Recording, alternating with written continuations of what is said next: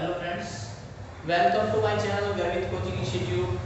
जो आज का हमारा टॉपिक है वो है आइंस्टीन्स रिलेशन या relation between Einstein coefficient A and B. ये जो टॉपिक है ये लेजर में से है। जैसे हमने प्रीवियस लेक्चर में लास्ट लेक्चर में किया था एब्जॉर्प्शन, आपका स्पॉन्टेनियस एमिशन और स्टिमुलेटेड एमिशन क्या होता है, उसी की हेल्प से हम रिलेशन निकालेंगे आइंस्टीन कोएफिशिएंट में ए और बी के लिए। ठीक है, तो समझ लेते हैं कैसे करते हैं। सबसे पहले लिखते हैं हम relation between Einstein's coefficient A and B. जो ए और बी कांस्टेंट है हमारे, जिसे आइंस्टीन कोएफिशिएंट कहते हैं, इनका रिलेशन निकालेंगे। क्या रिलेशन? तो सबसे पहले लेते हैं, हम जानते हैं लेजर में जो एब्जॉर्प्शन प्रोसेस होता है, एब्जॉर्प्शन प्रोसेस के according probability P12 is equal to B12 union. जैसे आपने एब्जॉर्प्शन में पढ़ा था, total number of atoms ground state में होते हैं। जैसे एनर्जी दी जा रही है ग्राउंड में तो ये अपन में चले जाते हैं, तो जो प्रोबेबिलिटी होगी 1 से 2 में जाने के लिए होगी। तो जो नंबर ऑफ एटम्स प्रोबेट कर रहे हैं तो ये है N1। तो मैं मल्टीप्लाई कर दूंगा N1 से इसकी। उसके बाद ये फिर से इक्वेशन 1 मान लूंगा मैं। टोटल एमिशन कितना होता है? टोटल एमिशन होगा स्पॉन्टेनियस प्लस स्टिमुलेटेड एमिशन। ये ऑलरेडी हम पढ़ चुके हैं। स्पॉन्टेनियस एमिशन में सिंगल फोटोन एमिट होता है और स्टिमुलेटेड एमिशन में डबल फोटोन एमिट होता है। दोनों की प्रोबेबिलिटी क्या थी? P21 का नंबर ऑफ एटम्स कहां से आ रहे थे? अपर से आ रहे थे, तो N2 से मल्टीप्लाई करूंगा तो इक्वेशन आ जाएगी आपकी N2 P21 is equal to N2 spontaneous के लिए A21 प्लस स्टिमुलेटेड के लिए B21 यूनिट। इक्वेशन सेकंड मान लिया मैंने इसे। ये क्या है? टोटल एमिशन की इक्वेशन है। और इक्वेशन जो बना है आपकी, ये एब्जॉर्प्शन के लिए है। इक्विलिब्रियम स्टेट में क्या होगा?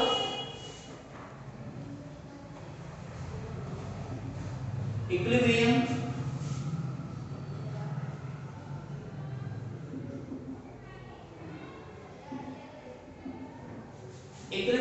स्टेट के पोजीशन में number of atoms ground state is equal to number of atoms upper state, या ये कह सकते हैं इसकी प्रोबेबिलिटी बराबर बराबर होगी। उस केस में हम पढ़ते हैं absorption is equal to emission. तब हम देखेंगे एब्जॉर्प्शन इक्वेशन 1 है और टोटल एमिशन इक्वेशन सेकंड है, तो दोनों बराबर बराबर हो जाएगा। या मैं लिख सकता हूं N1 P12 is equal to N2 P21। दोनों की वैल्यू पुट कर दूंगा। दोनों की वैल्यू पुट करके आ जाएगा आपका N1 B12 union is equal to N2 A21 plus B21 union. Clear है? सिंपलीफाई कर लूंगा। सिंपलीफाई करने के लिए यूनियन वाले एक साइड में ले जाऊंगा। ये हो जाएगा आपका N1 B12 यूनियन, माइनस में आएगा minus N2 B21 union is equal to N2 A21। Union common आ जाएगा इसमें, क्या बचेगा? N1 B12 minus N2 B21 is equal to N2 A21। और यहां से मैं यूनियन की वैल्यू निकाल लूंगा। यूनियन की वैल्यू आ जाएगी N2 A21 upon N1 B12 minus N2 B21। Simplify करूंगा, एक बार N2 से डिवाइड करूंगा, एक बार B21 से डिवाइड करूंगा। जब मैं इसे N2 से डिवाइड करूंगा तो ये हो जाएगा आपका N2 upon N2 A21 upon N1 upon N2 B12 minus N2 upon N2 और B21। सिंपलीफाई करके क्या आ जाएगा? ये आ जाएगा आपका A21 upon N1 upon N2 और आपका आएगा B12 माइनस B21। अभी मैंने क्या किया? N2 से डिवाइड किया है। एक बार मैं करूंगा इसे B21 से डिवाइड। जब मैं इसे B21 से डिवाइड करूंगा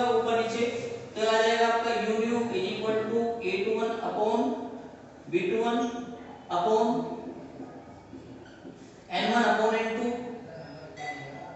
B12 upon B21 minus B21 upon B21 one हो जाएगा। ये सिंप्लीफाई करके क्या आ जाएगा, ये आ जाएगा आपका U2 is equal to A21 upon B21, यहाँ पे देख रहे हैं आप, into 1 upon N1 upon N2, B12 upon B21 minus 1। Equation number मैंने मान लिया इसे थर्ड या फिर इक्वेशन नंबर मान लिया। यहाँ तक क्या किया मैंने, यहाँ तक सोल्व करने के लिए मैंने टोटल एब्जॉर्प्शन माना है इक्वेशन 1, इक्वेशन 2 टोटल एमिशन हो जाएगा आपका N21 plus N2B21 u equilibrium position में absorption is equal to emission रख दूंगा, वैल्यू पुट कर दूंगा, एक बार N2 से डिवाइड करूंगा, एक बार B21 से डिवाइड करूंगा, सिंपलीफाई करके मेरे पास इक्वेशन नंबर 3 आ जाएगी। अब N1 अपॉन N2 की वैल्यू निकालने के लिए, सोल्व करने के लिए मुझे जाना पड़ेगा मैक्सवेल बोल्ट्जमैन डिस्ट्रीब्यूशन लॉ के अकॉर्डिंग। क्या होता है Maxwell distribution law? Maxwell distribution law होता है आपका according to Maxwell's distribution law, n is equal to n naught e to the power minus e by kt।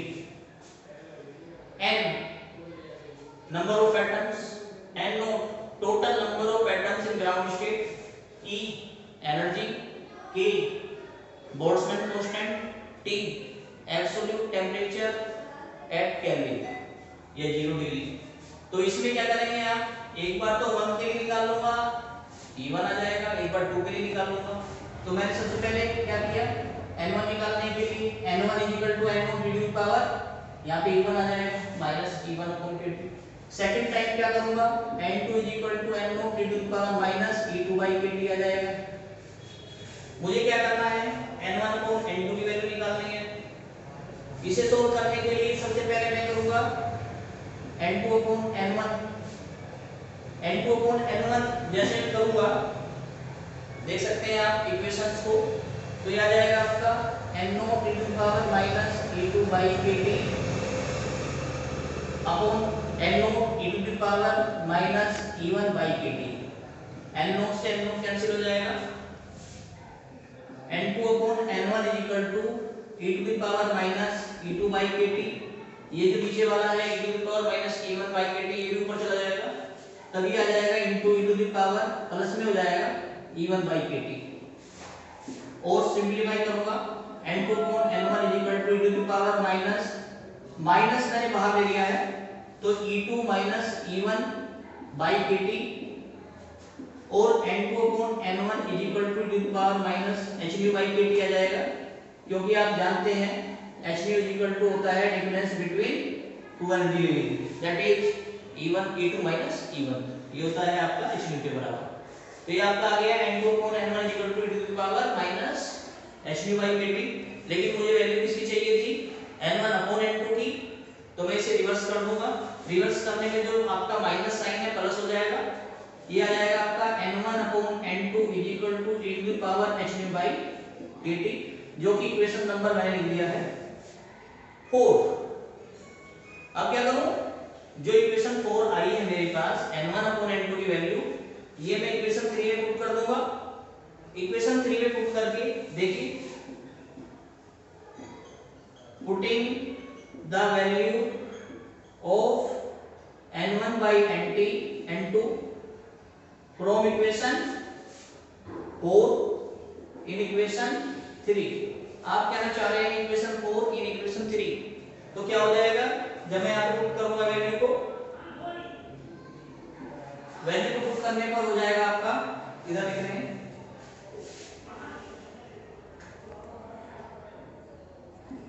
u is equal to A21 upon B21, और क्या था 1 upon, यहाँ पे N1 upon N2 लिखा है, तो क्या हो जाएगा इसकी जगह e to the power hν by kt और क्या था b12 अपॉन b21 और -1, इक्वेशन नंबर 5 मैंने इसे ले लिया। जब मैं जानता हूं कि absorption is equal to emission होता है इक्विलिब्रियम पोजीशन में, तो उसके कोफिशिएंट भी बराबर बराबर होंगे क्योंकि प्रोबेबिलिटी भी बराबर बराबर है।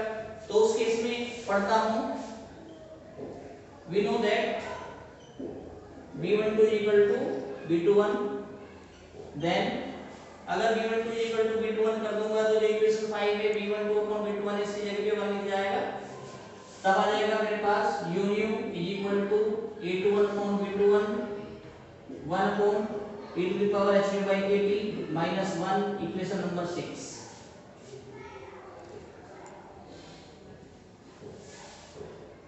ठीक है, अब क्या करेंगे, इक्वेशन नंबर 6 आ गई मेरे पास, इसको मैं कोरिलेट करूंगा प्लैंक्स रेडिएशन फार्मूले से। तब लिखूंगा according to Planck's radiation formula. क्या होता है Planck's radiation formula? u nu is equal to 8 pi h nu cube upon c cube 1 upon e to the power h nu by kt minus 1। Planck's radiation formula क्या है? u nu is equal to 8 pi h nu cube upon c cube into 1 upon e to the power h nu by kt minus 1, equation number 7। Equation 6 और 7 जो आई है मेरे पास, इसकी मैं compare कर दूंगा। Comparing equation 6 and 7 we have, आप देख रहे हैं इक्वेशन 6 और 7 को, u nu के बराबर है 8 1 upon b21 किसके बराबर होगा? 8 pi h nu upon c cube के बराबर होगा, और बाकी आप देख रहे हैं कॉमन है, तो हमें निकालना है आइंस्टीन कोएफिशिएंट। तो जब मैं कंपेयर कर रहा हूं 6 और 7 की, तो क्या आ जाएगा 8 1 upon b21 is equal to 8 pi h nu cube upon c cube। ये मेरा आइंस्टीन रिलेशन आ गया, और इसे मैंने इक्वेशन नंबर 8 दे दिया। क्या आया equation number 8? 8 1 upon b21 is equal to 8 pi h nu cube upon c cube, जहां पे आप देखते हैं c स्पीड ऑफ लाइट है, pi कांस्टेंट है जिसकी वैल्यू 3.14 होता है, h प्लैंक्स कांस्टेंट है जिसकी वैल्यू 6.62 × 10 to the power -31 होता है, सॉरी 34, और न्यू फ्रीक्वेंसी है। ठीक है, तो इसको मैं लिख सकता हूं a21 upon b21 directly proportional new cube. इसका मतलब क्या हुआ? इसका मतलब है जो आपका आइंस्टीन कोएफिशिएंट है a21 और b21, ये किस पे डिपेंड करता है? फ्रीक्वेंसी या क्यूब होकर फ्रीक्वेंसी। कैसे? 8 कांस्टेंट है, पाई कांस्टेंट है, c कांस्टेंट है, h कांस्टेंट है, ये वैल्यू कांस्टेंट है, तो किसके प्रोपोर्शनल हो जाएगा? तो ये हो जाएगा क्यूब ऑफ द फ्रीक्वेंसी के। हेंस वी कैन से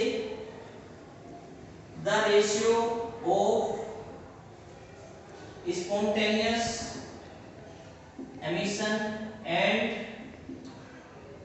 stimulated emission is directly proportional to mu cube। कैसे किया है एक बार देख लेते हैं। हमारे पास इक्वेशन नंबर जो आई थी 3, वो था u nu is equal to 8 1 upon b21 1 upon n1 upon n2 b12 upon b21 minus 1। Okay, n1 upon n2 की वैल्यू निकालने के लिए मैंने क्या किया था? मैक्सवेल बोल्ट्जमैन डिस्ट्रीब्यूशन लो लिया था। इसके अकॉर्डिंग मैं जानता हूं n equal to n not to the power minus e upon kt होता है। एक बार 1 ले लूंगा, एक बार 2 ले लूंगा, तो n1 n2 की वैल्यू आ जाएगी।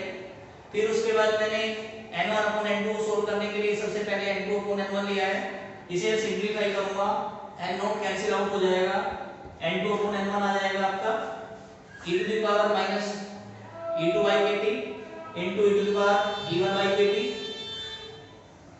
सोल्व करके देख रहे हैं, माइनस मैंने बाहर कॉमन लिया है, अंदर बचेगा e2 minus e1 by kt।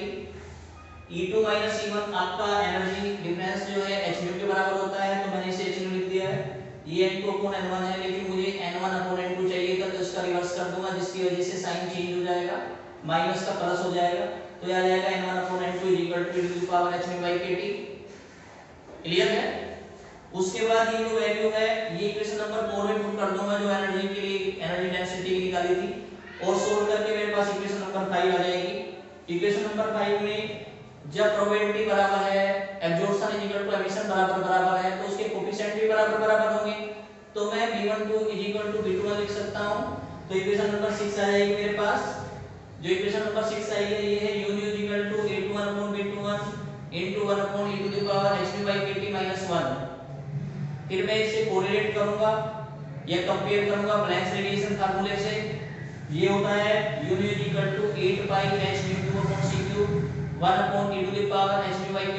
1/e⁻ जैसे मैं इसे कंपेयर कर रहा हूं, कंपेयर करके आप देखते हैं a21/b21 किसके बराबर है, 8πh⁴c³ के बराबर है।